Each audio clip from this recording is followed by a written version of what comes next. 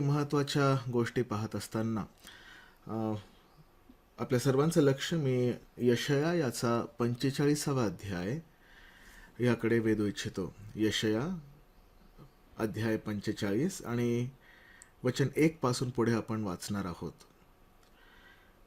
यशया 45:1. परमेश्वर म्हणतो, कोरेश माझा अभिषिक्त आहे, त्याच्या पुढे राष्ट्रे पादाक्रांत करण्यासाठी मी त्याचा उजवा हात धरला आहे. राजांना आपल्या कमरा सोडायला मी लावतो, त्याच्या पुढे दरवाजे उघडतील, वेशी बंद राहणार नाहीत असे मी करतो. परमेश्वर त्याला म्हणतो, मी तुझ्या पुढे चालेल व उंच सखल असलेले सपाट करीन. मी पितळी दरवाजे फोडून त्यांचे तुकडे करीन, लोखंडाचे अडसर मोडून टाकेन. तुला अंधारातील निधी व गुप्त स्थळी लपवलेले धन देईल, म्हणजे तुला समजेल की तुला तुझ्या नावाने हाक मारणारा मी परमेश्वर, इस्रायलाचा देव आहे. माझा सेवक याकोब, माझा निवडलेला इस्रायल, ह्याच्यामुळे मी तुला नाव घेऊन हाक मारली. तू मला ओळखत नव्हतास, तरी मी तुला उपनाव दिले. मीच परमेश्वर, अन्य कोणी नव्हे. माझ्या वेगळा देव नाही. तू मला ओळखत नव्हतास, तरी मी तुला सज्ज केले, येणेकरून सर्वांनी जाणावे की उगवतीपासून मावळतीपर्यंत माझ्या वेगळा कोणी नाही. मीच परमेश्वर, अन्य कोणी नाही. दे बाप वाचलेल्या वचनावर विपुल असा आशीर्वाद पाठव. यशया याचा 45वा अध्याय जेव्हा आपण वाचतो, ह्या 45व्या अध्यायाच्या सुरुवातीच्या भागामध्ये इतिहासामध्ये प्रख्यात असलेला एक सम्राट, ज्याचं नाव होतं कोरेश, इंग्लिशमध्ये सायरस द ग्रेट त्याला या नावाने संबोधलं जातं. मेदी व फारसी लोकांचा सर्वात मोठा मानलेला असा एक सम्राट. त्याचा उल्लेख पवित्र शास्त्र बायबलमध्ये काही काही ठिकाणी केलेला आपण वाचतो आणि मुख्यतः यशयाच्या या भविष्यवाणीमध्ये त्याचा जे उल्लेख केलेला आहे त्याकडे आज आपण लक्ष दिलं. जेव्हा कधी आपण जगाबद्दल विचार करतो आणि जगामधील घडामोडींबद्दल विचार करतो, अनेक अशा गोष्टी आहेत ज्या आपल्याला समजत नाहीत. आजच्या या दिवसांमध्ये मागील अनेक महिन्यांपासून किंवा मागील 1-2-3 वर्षांपासून एक खूप मोठा एक शब्द सगळीकडे पसरत आहे आणि न्यूज चॅनल्समध्ये देखील आपण ऐकत आहोत, आणि तो शब्द आहे जिओ पॉलिटिक्स. जिओ पॉलिटिक्स म्हणजे या संपूर्ण जगभरामध्ये होणाऱ्या घडामोडी. एकीकडे आपण एक युद्ध सुरू झाल्याबद्दल वाचतो, दुसरीकडे दुसरं युद्ध सुरू झाल्याबद्दल वाचतो, आणि त्यामध्ये अगोदर फक्त 2 देश आणि त्यानंतर अनेक देश, आणि एका देशाला दुसऱ्या देशाच्या विरोधात कोणत्या प्रकारे वैर आहे, अगोदर ते कोणत्या प्रकारे मित्र होते पण आज ते वैरी आहेत. अशा अनेक गोष्टी आपण वाचतो आणि त्यामधून कळून येतं की या जगामध्ये जेवढे देश आहेत, जेवढे लोक आहेत, जेवढी लोकसंख्या आहे, या सर्व लोकांबद्दल जर विचार केला, या जगामध्ये ही जिओ पॉलिटिक्स नावाची ही जी गोष्ट आहे, जगातल्या देशांमध्ये असलेल्या घडामोडी, हे अनेक वर्षांपासून, अनेक शतकांपासून बदलत जात आहेत. आणि अशाच एका व्यक्तीबद्दल आपण आज वाचलं, जो व्यक्ती ह्या जगाच्या इतिहासामध्ये एक प्रख्यात असा मोठा असा एक व्यक्ती होता, कोरेश नावाचा एक राजा. पण पवित्र शास्त्र बायबलमध्ये यशयाच्या ह्या संदेशामध्ये का ह्या व्यक्तीचा उल्लेख केलेला आहे? कधी जेव्हा आपण विचार करतो, ठीक आहे, तो तर एक परराष्ट्रीय राजा होता, तो इस्रायली लोकांमधला नव्हता, पण ह्या परराष्ट्रीय राजाला देव म्हणत आहे, मी तुला उपनाव दिले आहे. देव म्हणतो की मी तुला अभिषिक्त केले आहे, मी तुला एक मेंढपाळ म्हणून संबोधत आहे. का परमेश्वर ह्या सगळ्या गोष्टी अशा एका राजाबद्दल सांगत आहे? कारण परमेश्वराच्या योजनेमध्ये हा एक व्यक्ती खूप महत्त्वाचा असा एक व्यक्ती ठरला. जरी इतिहासामध्ये तो प्रख्यात आहे, तरीही पवित्र शास्त्रामध्ये त्याचा जास्त काही उल्लेख केलेला नाही. इतिहासाच्या पुस्तकामध्ये थोडंफार एज्रा याच्या पहिल्या अध्यायामध्ये आणि त्यानंतर थोडंफार पुढील काही वचनांमध्ये आणि यशयाच्या 45व्या अध्यायामध्ये ह्या व्यक्तीचा उल्लेख केलेला आहे. पण ह्या व्यक्तीच्या जीवनाला पाहत असताना, याचा उल्लेख जे पवित्र शास्त्रात केलेला आहे ते पाहत असताना 3 विशेष बाबी जी वेळ आपल्यासमोर आहे त्यामध्ये आपल्यासमोर ठेवू इच्छितो. पहिली गोष्ट, प्रभूच्या प्रेरणेने केलेली घोषणा. प्रभूच्या प्रेरणेने केलेली घोषणा या ठिकाणी पहिली गोष्ट आपण पाहणार आहोत. दुसरी गोष्ट जी आपण पाहणार आहोत ते आहे प्रभू येशू ख्रिस्ताचे प्रतिबिंब. 1, प्रभूच्या प्रेरणेने केलेली घोषणा. 2, प्रभू येशू ख्रिस्ताचे प्रतिबिंब. आणि तिसरी गोष्ट, प्रभूच्या भक्तांचा प्रवास. कोरेश राजाच्या या उल्लेखामधून किंवा त्याच्या चरित्राद्वारे ह्या 3 गोष्टी आपण पाहणार आहोत. पहिली गोष्ट, प्रभूच्या प्रेरणेने केलेली घोषणा. इस्रायल लोकांना त्यांच्या पापामुळे परमेश्वराने सांगितलं 70 वर्ष, यहुदी लोकांना विशेषरित्या त्याचे 2 भाग झाले होते. इस्रायली लोकांना अशूरच्या राष्ट्राने नेलं आणि ते कधीही परत आले नाही. पण जे यहुदी राष्ट्र होतं ते यहुदी राष्ट्राला, यहुदियाला बाबेलमध्ये 70 वर्ष बंदिवासात पाठवण्यात आलं आणि 70 वर्षानंतर त्यांना प्रभू म्हटला की मी त्यांना परत आणेल. यिर्मया याच्या 29व्या अध्यायाच्या 10व्या वचनामध्ये आपण त्याबद्दल वाचतो.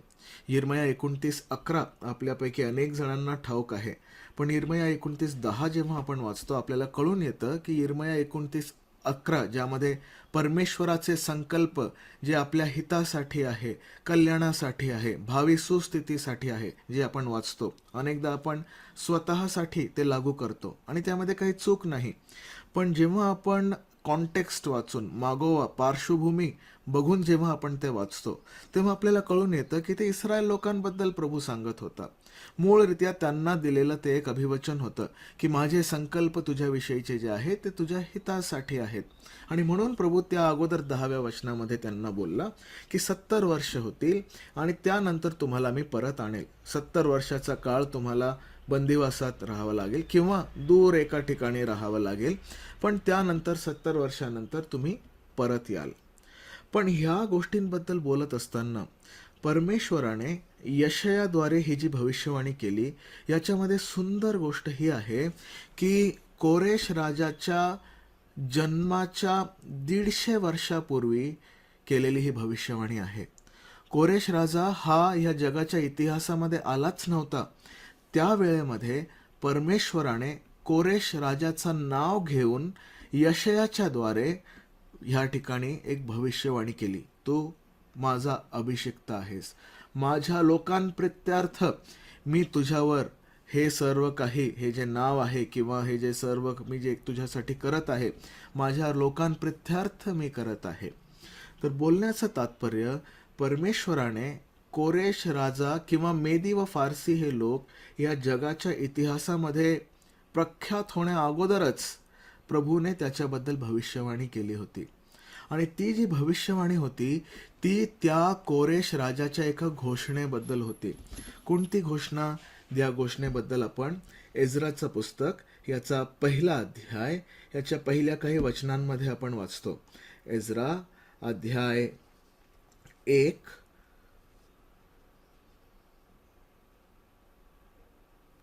आणि पहिले काही वचनामध्ये असं लिहिलं आहे, यिर्मयाच्या मुखाने प्राप्त झालेले परमेश्वराचे वचन सिद्धीस जावे म्हणून पारसाचा राजा कोरेश ह्याच्या कारकिर्दीच्या पहिल्या वर्षी परमेश्वराने ह्या राजाच्या मनास स्फूर्ती दिली.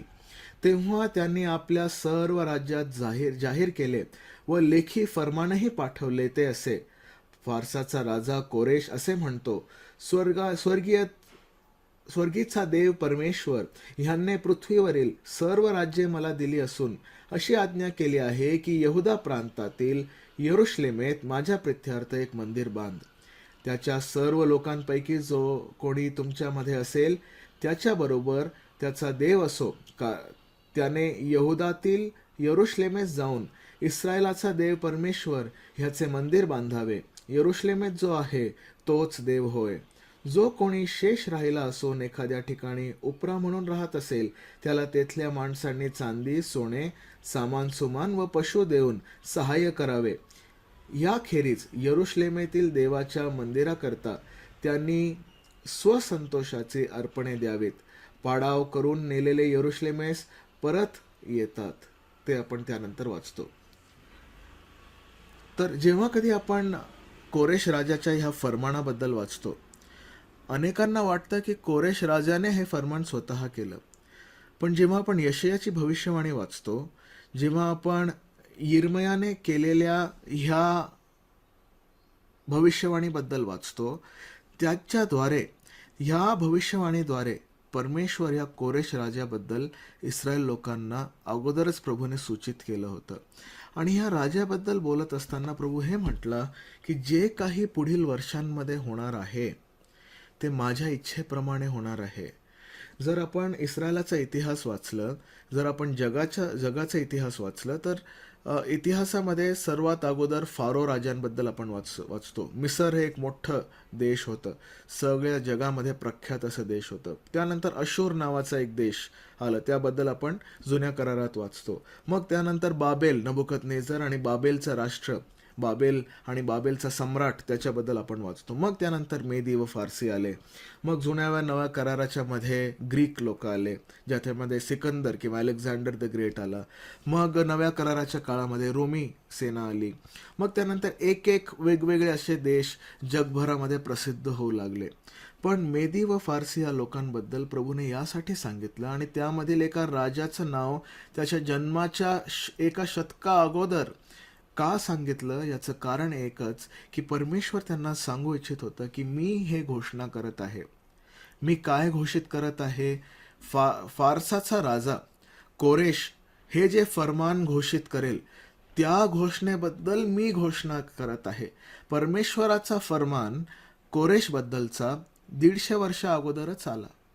परमेश्वराने जे फरमान केलं, त्या फरमानाच्या आधारावर कोरेशाने एक फरमान पाठवला, आणि परमेश्वराच्या प्रभूच्या प्रेरणेने केलेली ही घोषणा आपण या ठिकाणी वाचतो. जरी ती घोषणा एज्रा 1 मध्ये कोरेशने केली, तरीही त्यामागे परमेश्वराची घोषणा यशयाद्वारे मग यिर्मयाद्वारे केलेली आपण वाचतो.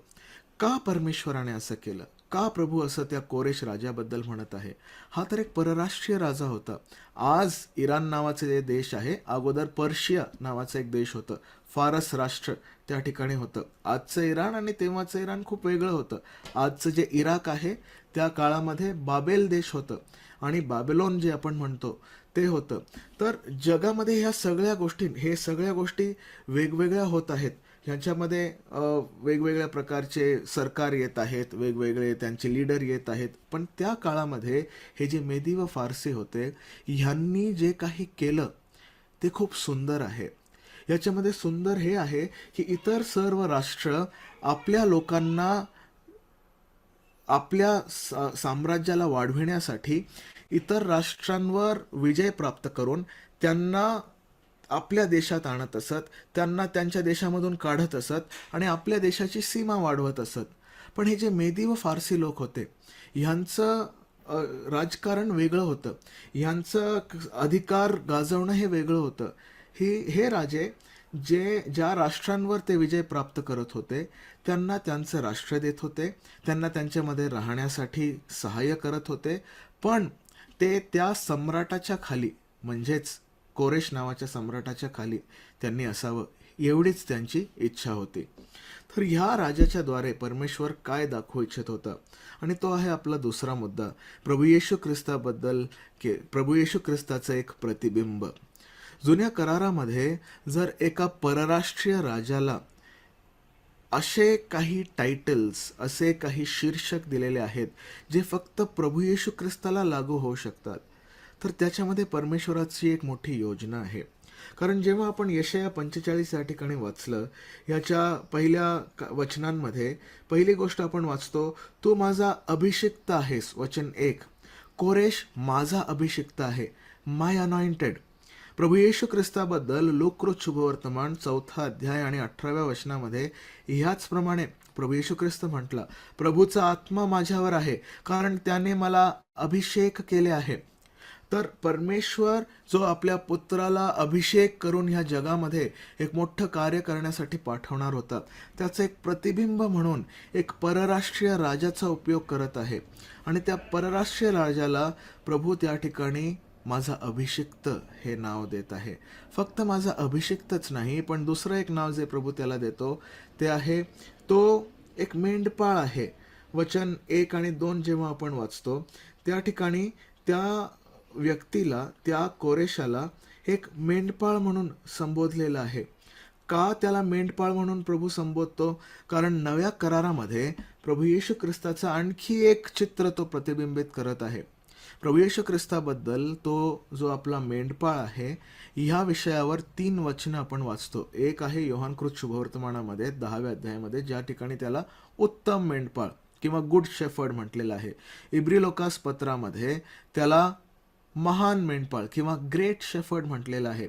पेत्राच्या पत्रामध्ये त्याला चीफ शेफर्ड किंवा मुख्य मेंढपाळ म्हटलेलं आहे. उत्तम मेंढपाळ आपल्या प्रजेसाठी किंवा आपल्या मेंढरांसाठी प्राण देतो. महान मेंढपाळ हा पुनरुत्थित होऊन आपल्यासाठी मध्यस्थी करत आहे. पण मुख्य मेंढपाळ पेत्र म्हणतो लवकर आपल्या लोकांना परत घेऊन जाण्यासाठी पुन्हा येणार आहे. आणि प्रभू हे दाखवू इच्छित होता की जर मी एक परराष्ट्रीय राजाचा उपयोग ह्याच गोष्टी करण्यासाठी करू शकतो, त्याचप्रमाणे त्याला पाहून तुमच्या समोर मी माझ्या पुत्राला ठेवू इच्छितो. कारण काही काळानंतर, काही शतकानंतर प्रभू येशू ख्रिस्त देवाचा पुत्र, देव असून मनुष्यरूप धारण करून या जगामध्ये येऊन ह्या सर्व गोष्टी करणार होता. परमेश्वराचा अभिषिक्त म्हणून, त्यासोबतच परमेश्वराचं कार्य करण्यासाठी प्रभूने पाठवलेला उत्तम मेंढपाळ म्हणून तो येणार होता. आणि ह्या सर्व गोष्टींबद्दल जेव्हा आपण विचार करतो, हे सर्व टायटल्स, हे सर्व शीर्षक जे त्या राजाला दिले होते, त्याद्वारे तो प्रभू येशू ख्रिस्ताचे हे टायटल्स, प्रभू येशू ख्रिस्ताचे हे शीर्षक परमेश्वर आपल्यासमोर ठेवत आहे. आणखी एक गोष्ट जी आपण पाहतो, कोरेशाने काय केलं, कोरेश कोण होता हे आपण पाहिलं, पण त्यांनी काय केलं हे पाहत असताना आपण हे वाचतो की त्यांनी बंदिवासांना सुटका दिली, त्यांना आपापल्या देशात पाठवलं, त्यांना बाबेल देशामधून यरुशलेमेत परत पाठवलं. पण जेव्हा आपण स्वतःबद्दल विचार करतो, प्रभू येशू ख्रिस्ताने ज्याप्रमाणे आपल्याला बंदिवासामधून काढलं, सैतानाच्या तावडीमधून काढलं आणि आपल्याला आज त्याने स्वर्गीय स्थानांमध्ये बसवलं आहे, आपण कधी विचार करू शकत नाही. कोरेशाने त्यांना परत त्यांच्या ठिकाणी पाठवलं, पण परमेश्वराने प्रभू येशू ख्रिस्ताद्वारे तुम्हाला व मला स्वतः जवळ येण्याचा मार्ग देवासोबत समेट करून प्रभू येशू ख्रिस्ताने तुम्हाला व मला स्वतःजवळ, स्वतःला ज्या ज्या गोष्टी प्राप्त झाल्या आहेत त्याचं सहभागी होण्यासाठी, त्याच्या सोबतचे वारीस होण्यासाठी प्रभू येशू ख्रिस्ताने आपल्याला पाठवलं आणि आपल्याला निवडलं. फक्त तेवढंच नाही, पण कोरेशाबद्दल तिसरी गोष्ट जी आपण पाहतो ते आहे त्याचा अधिकार. तो जो अधिकार ज्यामुळे तो या जगामध्ये एक मोठा राजा झाला. एका काळापर्यंत ते अधिकार होतं. मग मेदी व फारसी हे जे लोक होते या जगाच्या इतिहासामधून ते नाहीसे झाले. त्यानंतर ग्रीक लोक आले, रोमी लोक आले आणि वेगवेगळे लोक ह्या जगामध्ये येऊन त्यांनी खूप काही केलं. पण प्रभू येशू ख्रिस्ताबद्दल आपण वाचतो, तो आला, त्याने विजय प्राप्त केलं, पण तो येणाऱ्या काळामध्ये, भविष्यामध्ये पुन्हा येणार आहे. या जगामध्ये तो राज्य करणार आहे. 1000 वर्षाच्या काळामध्ये प्रभू येशू ख्रिस्त संपूर्ण जगामध्ये सर्व राष्ट्रांवर स्वतः तो राज्य करणार आहे आणि त्याच्यासोबत त्याची मंडळी जे तुम्ही आणि मी आहोत, आपण राज्य करणार आहोत. आणि म्हणून प्रभू या ठिकाणी ह्या राजाद्वारे ह्या 3 गोष्टी आपल्या समोर ठेवत आहे. त्याचं नाव, त्यांनी केलेलं काम आणि त्याचा विजय, ह्या 3 गोष्टी आपण त्या ठिकाणी पाहतो. पण ह्या सर्व गोष्टींद्वारे आपल्यासाठी कोणत्या महत्त्वाच्या गोष्टी, आपल्यासाठी लागूकरण करण्यासाठी कोणत्या गोष्टी आपण शिकतो हे देखील पाहण्याची गरज आहे.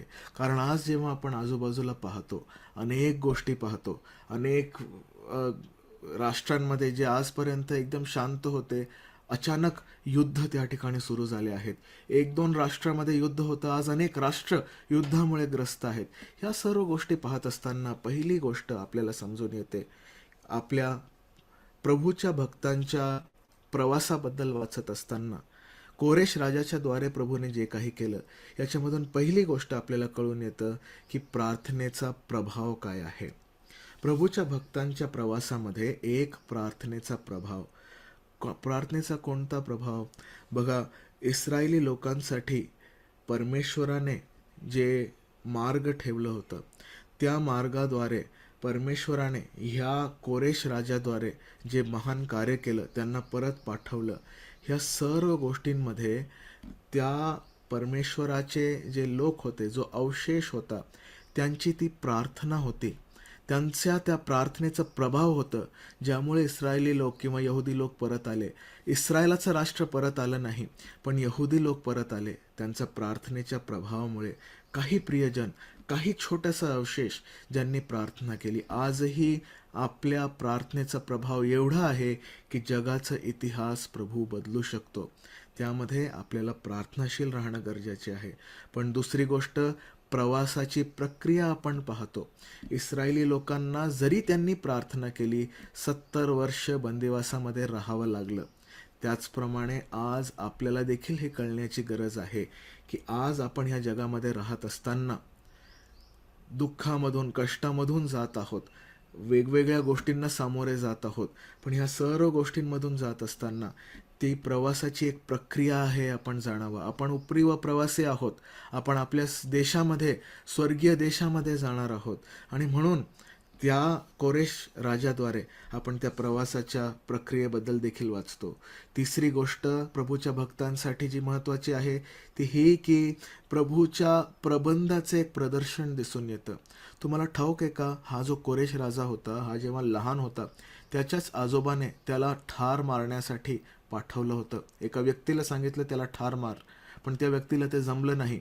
त्यांनी त्या लहान बाळाला एका मेंढपाळाच्या घरी जाऊन एका गावामध्ये दिलं. पण हाच व्यक्ती जो त्या मेंढपाळाच्या त्या घरामध्ये वाढला, नंतर परत महालामध्ये येऊन त्या ठिकाणी एक सम्राट झाला, कारण परमेश्वराने त्याच्याबद्दल भविष्यवाणी केली होती.